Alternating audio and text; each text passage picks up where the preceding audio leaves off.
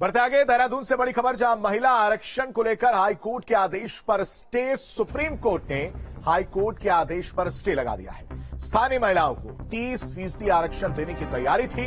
सरकार के महिला आरक्षण पर अध्यादेश की तैयारी की गई थी। अध्यादेश के खिलाफ हाईकोर्ट ने फैसला सुनाया था। उत्तराखंड सरकार ने सुप्रीम कोर्ट में एसएलपी दायर की थी। सरकार की एसएलपी पर सुप्रीम कोर्ट का आदेश आया है। महिला आरक्षण को यथावत रखने के आदेश दिए हैं। महिलाओं के हित में फैसले का स्वागत। सुरेंद्र डसीला हमारे साथ बने हुए। सुरेंद्र का रुख करते हैं। सुरेंद्र, क्या है ये पूरा मामला, जरा समझाइएगा। देखिए, उत्तराखंड में स्थानीय महिलाओं को 30% आरक्षण मिलता था। हाईकोर्ट में इसे चुनौती दी गई थी। हाईकोर्ट ने इसे खारिज कर दिया था, यानी 30% आरक्षण को खत्म कर दिया था, जिस पर राज्य में जो परीक्षाओं में बैठने वाली युवतियां हैं उनको दिक्कत थी और महिलाओं को बड़े पैमाने पर दिक्कत हो रही थी। और सरकार ने इसमें कहा था हम बीच का रास्ता निकालेंगे, या तो हम अध्यादेश लाएंगे, ऑर्डिनेंस एक लेकर आएंगे जिसके जरिए रास्ता निकाला जाएगा, या फिर हम सुप्रीम कोर्ट में एसएलपी यानी स्पेशल लिटिगेशन पिटिशन दाखिल करेंगे और उसके जरिए हम ये लाभ दिलाएंगे।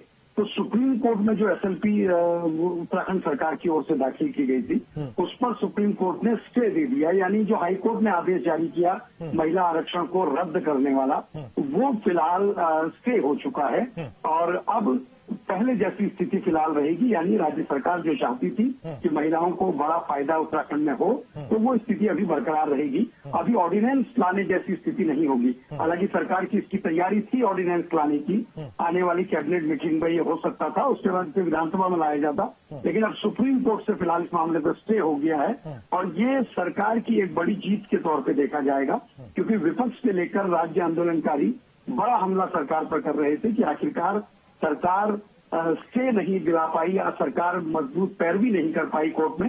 लेकिन अब सुप्रीम कोर्ट ने मोहर लगा दी है कि उत्तराखंड में फिलहाल जो 30% आरक्षण है वो जारी रहेगा, क्योंकि मामले की अब सुनवाई होगी। फिलहाल हाईकोर्ट का जो आदेश है वो अब स्टे हो चुका है, यानी अब वो आदेश फिलहाल लागू नहीं होगा, पहले जैसी स्थिति रहेगी। ठीक है सुरेंद्र, तमाम जानकारी के लिए आपका बेहद शुक्रिया। और नैनीताल से बड़ी खबर, जहां अंकिता भंडारी हत्याकांड से जुड़ी बड़ी खबर आपको अपडेट देते हैं। जहां हाईकोर्ट में अंकिता के माता पिता की याचिका पर सुनवाई हुई। हाईकोर्ट ने घटना स्थल से संबंधित सभी साक्ष्य मांगे हैं। एसआईटी को साक्ष्य पेश करने के लिए 11 नवंबर तक का वक्त जो है वो हाईकोर्ट की तरफ से दिया गया है। माता पिता की याचिका थी जिस पर सुनवाई हुई और अब हाईकोर्ट ने अंकिता के माता पिता की याचिका पर सुनवाई करते हुए 11 नवंबर की तारीख एसआईटी को दी है और उनसे घटना स्थल से संबंधित जितने भी साक्ष्य हैं, सभी साक्ष्य हाईकोर्ट ने मांगे हैं। उन्हें पेश करने के लिए 11 नवंबर तक का वक्त हाईकोर्ट की तरफ से दिया गया। और इस खबर पर अपडेट के साथ समीर शाह हमारे साथ जुड़ चुके हैं। समीर, एक हाईकोर्ट की अगर बात की जाए, अंकिता के माता पिता की याचिका पर सुनवाई हुई और 11 तारीख की दी गई है सभी साक्ष्य को पेश करने के लिए, और क्या कुछ इस मामले में निकलकर सामने आया, क्या अपडेट है?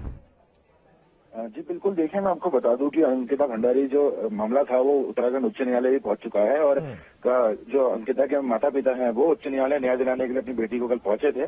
और देखिए उनके द्वारा न्यायालय को ये बताया गया है कि जो मामला है उसमें उनको भी इस पूरे मामले में सुना जाए, तो इंटरवीन एप्लीकेशन उनके द्वारा दायर की गई है। न्यायालय ने उसको एक्सेप्ट कर लिया है और 11 तारीख को इस पूरे मामले में अगली सुनवाई होनी है।